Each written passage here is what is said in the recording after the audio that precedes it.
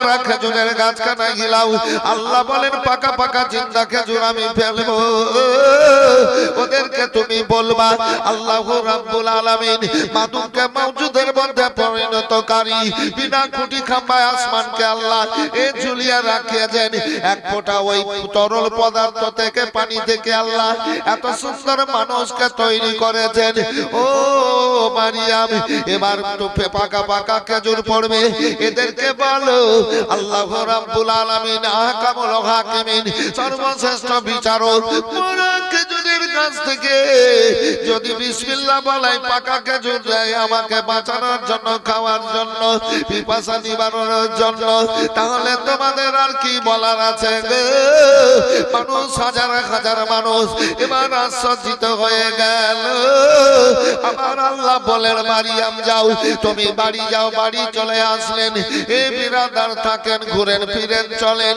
এবার 10 দিনে বাচ্চা খানা হয়ে গেল এবার বাচ্চাটা দুনিয়ায় চলে আসলো এবার পুত্র সন্তান মানুষেরা মেয়েরা বলে তাই তো মারিয়ামের তো বিয়ে হয়নি স্বামী নাই তবে মারিয়াম বাইতুল মুকাদ্দাসের খাদেমা আমার পেটে বাচ্চা ছিল বাচ্চা হলো আরো মানুষ এবার আশ্চর্যিত হয়ে এবার গুণগান শুরু করে দিল এই রাতে মারিয়াম কাঁদেন ও নিজের কলেজার টুকরোকে বুকে জড়িয়ে নিয়ে আল্লাহ বলেন মারিয়াম কেঁদো না কেঁদো না কেঁদো না তোমার দরজার বাইরে বারান্দায় একখানা সুন্দর করে বিছানা করো বিছানাটাকে খুশবুময় করে দাও আর তোমার এই 3 দিনের বাচ্চাটাকে সইয়া দাও আর তোমার বাচ্চার নাভিতে আঙুল দিয়ে বল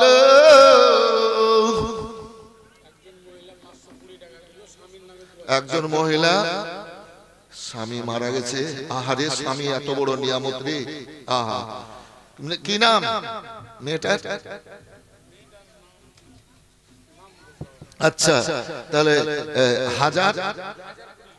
1020 টাকা মাশাআল্লাহ জাযাকাল্লাহ জাযাকাল্লাহ জামাই আহা জামাই এখন বেতাল হয়ে গেছে যে দান খেরাত করতো বাপ রে বাপ নাতি পোতা বেটি জামাই নাতি জামাই পোতা জামাই দিয়া বুঝলেন 71টা কুটুম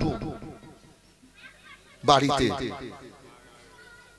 কম ব্যাপার কি আচ্ছা ওদের জন্য তো একটু খাবার টাবারের গোশতের ব্যবস্থা করতে হবে কিনা তো জামাই যদি ইচ্ছা করে করে যে আমি 1000 টাকা দিব কিন্তু দিতে পারবে না তো খরচ দিতে করে দিয়েছে তাই আমি বলবো যে কুটুমগুলোর পেছনে আমার জামাই খরচ করেছে ওই কুটুমগুলো আপনারা দান করেন নাকি কুটুমগুলো দান করেন দেখেন দিয়েছে জামাই আমার একটা বড় দান আল্লাহ কবুল করো কে আব্দুল আজিজ 1000 হ্যাঁ মিটুল 500 ছেলেদের যে কয়েকটা ছেলে যা কর্তৃত্ব আছে সুবহানাল্লাহ জাকির 500 নূর মোহাম্মদ 100 টোটাল মিলিয়ে 4600 মাশাআল্লাহ জাযাকাল্লাহ জাযাকাল্লাহ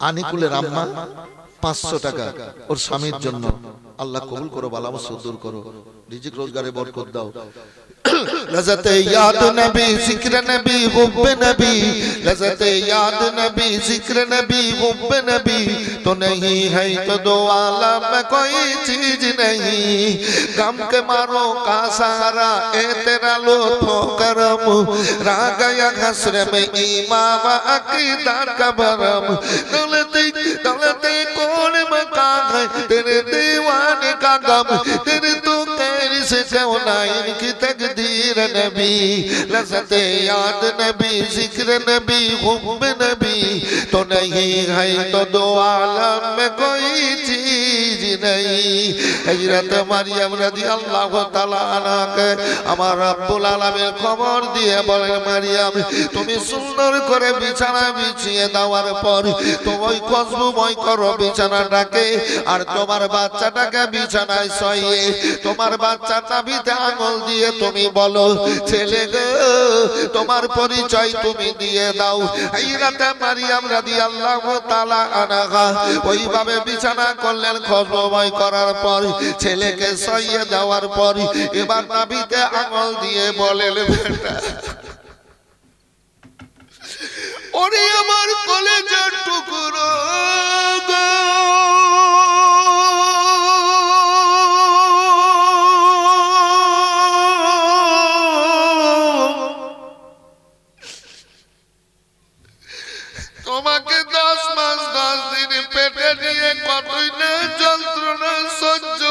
করেছি, কষ্ট পেয়েছি গো। মানুষের কথাবার্তায় ঘর বাড়ি ছেড়ে না খাওয়া দাওয়া, বিপদে পড়ে যাবে। খবরদার, আল্লাহর স্টেজ, নবীর স্টেজ, কোন ঘটনাকে তুচ্ছ মনে করবি না। খবরদার, শিক্ষাটা নিয়ে। গোলাম মুস্তাফা অসুস্থ পড়ে আছে, ওর নানি দান করলো, আল্লাহ কবুল করো। খবরদার, কি নাম? একজন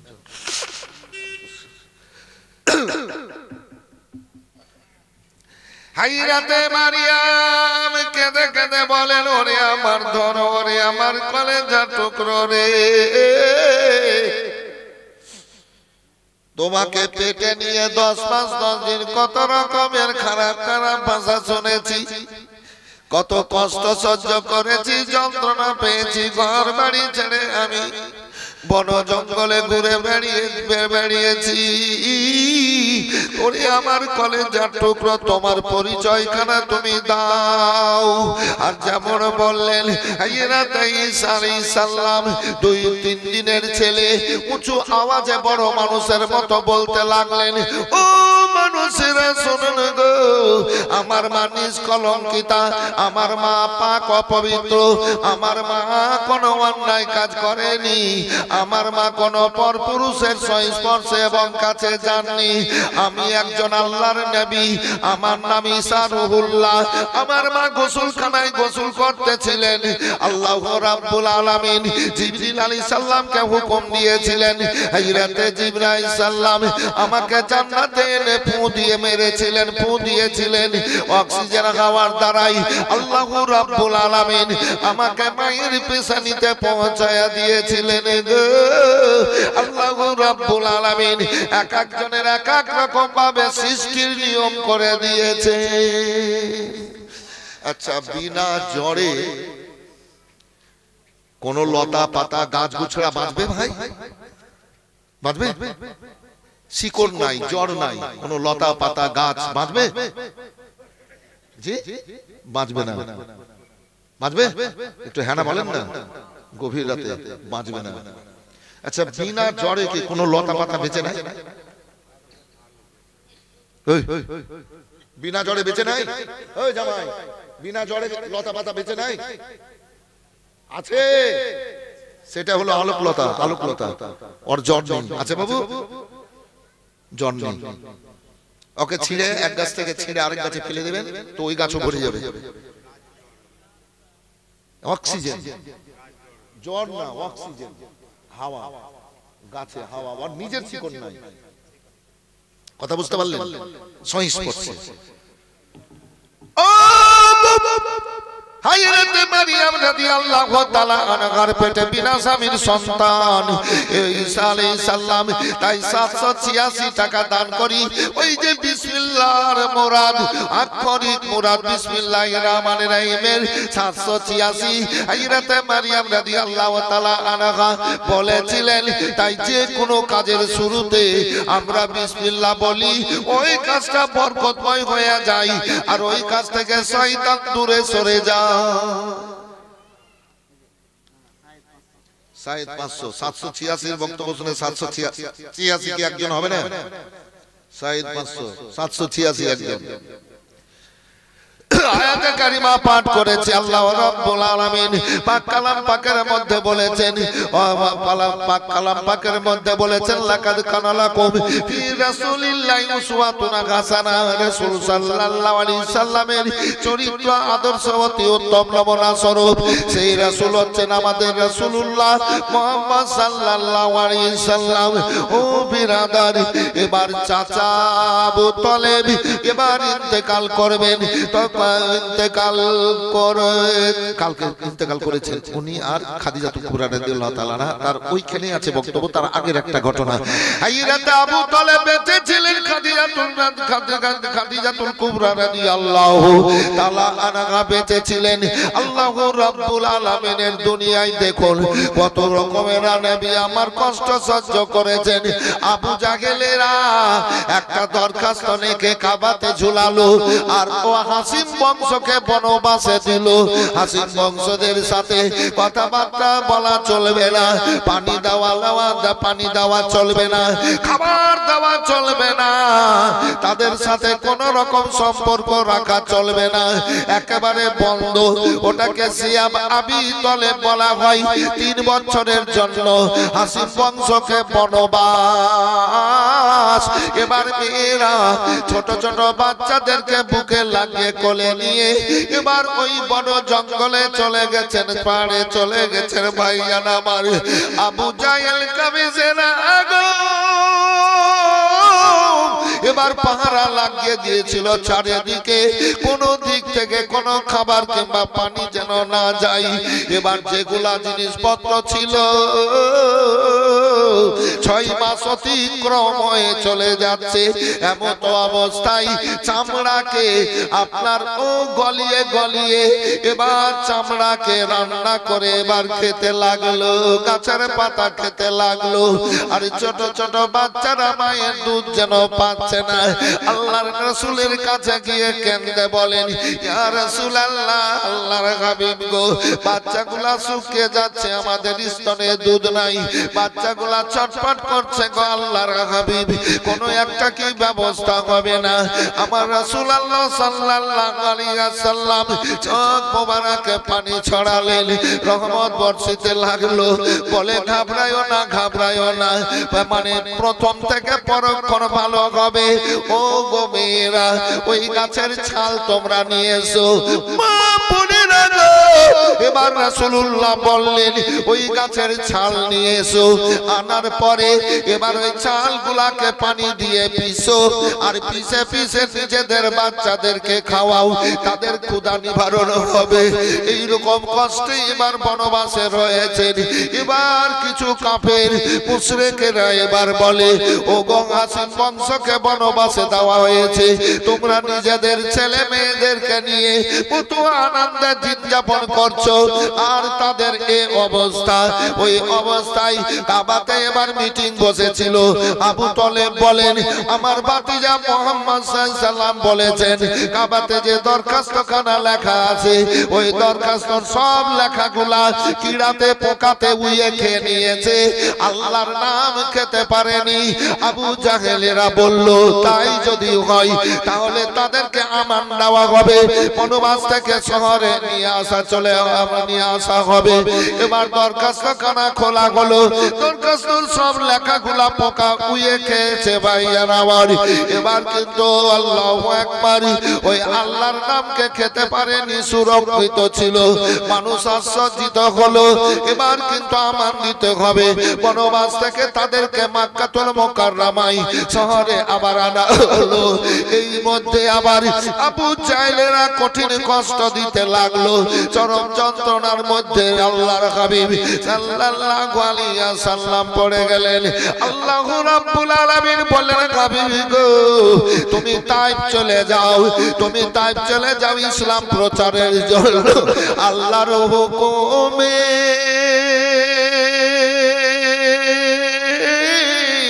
আমার রাসূলুল্লাহ তাইফ চলে গেলেন, ওই যে 16.5 বছরের যুবককে নিয়ে। এই বাচ্চারা, এই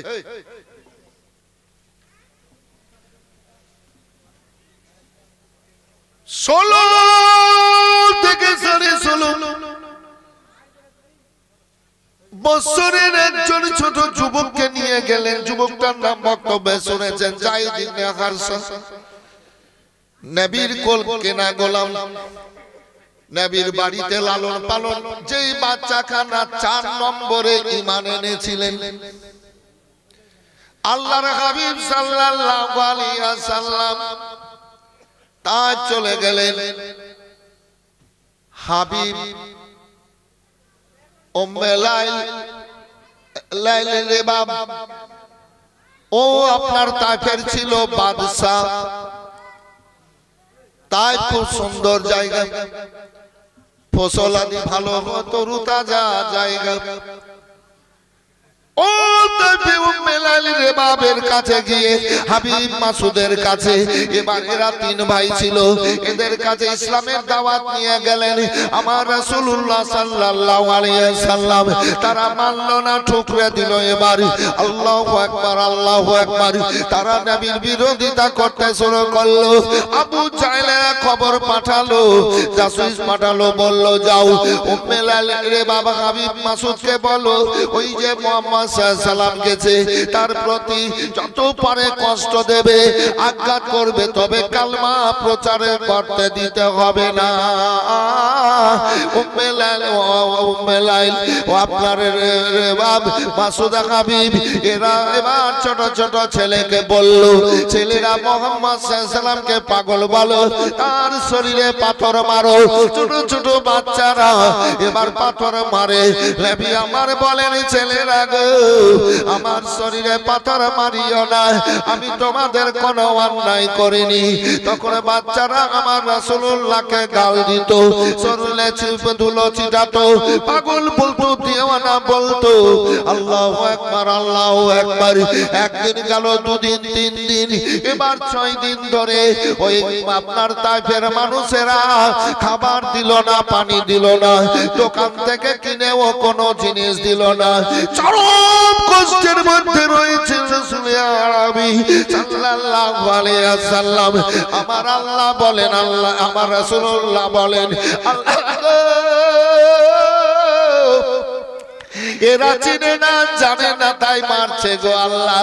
এরা একদিন এদের ছেলেরা, এদের মেয়েরা আমার কাছে আসার পর কালমা পড়ে আমার কদম তলে চলে আসবে গো রব্বুল আলামিন।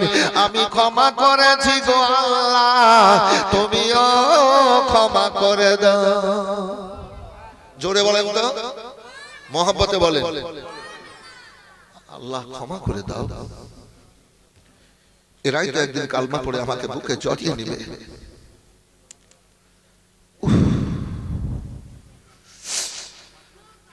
আল্লাহর হাবিব সাল্লাল্লাহু আলাইহি ওয়াসাল্লাম যখন রাস্তা দিয়ে হেঁটে যান,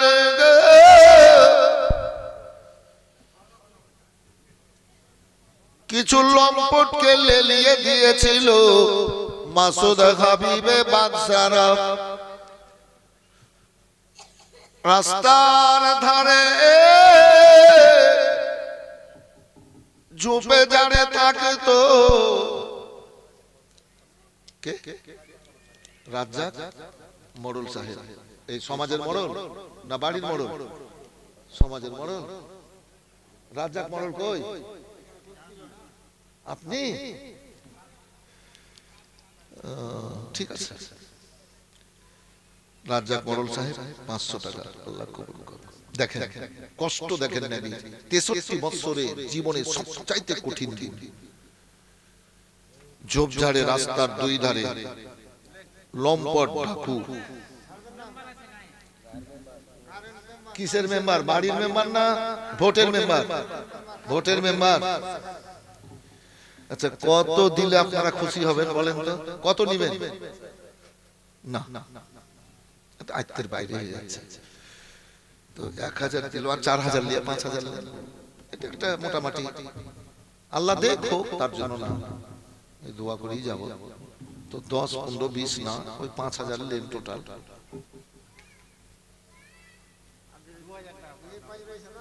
নগদ আর 1000 নগদ, ঠিক আছে। আব্দুর রাজ্জাক কি? তাজামুল মেম্বার। নারে তাকবীর, নারে রিসালাত। তাজামুল মেম্বার সাহেব, তাজামুল মেম্বার সাহেব 2000 টাকা নগদে। মাশাআল্লাহ, জাযাকাল্লাহ, জাযাকাল্লাহ খাইর।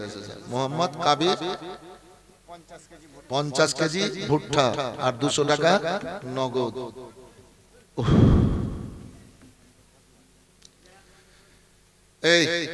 এই যুবক ছেলের হিম্মত দেখো, ওই 16 থেকে 18 বছরের যুবক। তীর মেরেছে ওই লম্পট ডাকু বদমাশরা, চলে আসছে তীর। হযরত যায়েদ ইবনে হারসা রাদিয়াল্লাহু তাআলা আনহু এই যুবক তীরটাকে হাতে ধরে নিচ্ছে, নবীর শরীরে যেন না লাগে। আবার চলে আসছে বাম দিক থেকে তীর, আবার হাতে ধরে নিচ্ছে, একবার ডানে একবার বামে, একবার সামনে একবার পেছনে, মানে যেদিক থেকে তীর বল্লম আসছে আর ওই বাচ্চাটা নিজের শরীরে ধরে নিচ্ছে, আমার রাসূলুল্লাহর শরীরে যেন আঘাত না লাগে।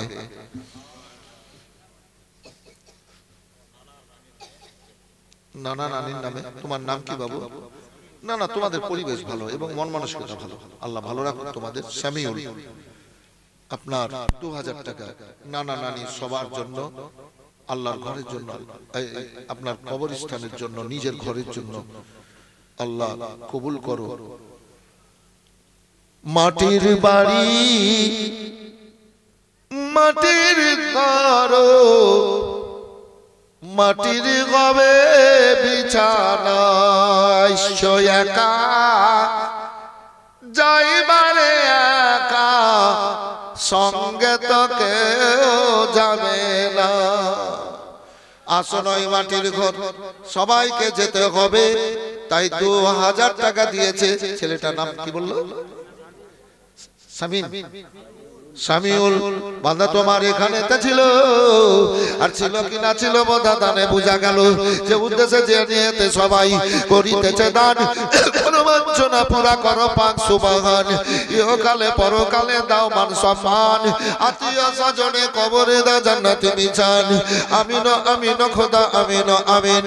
সবার দান কবুল করো রব্বুল আলামিন। তুমি কবুল না করিলে কে করিবে আর?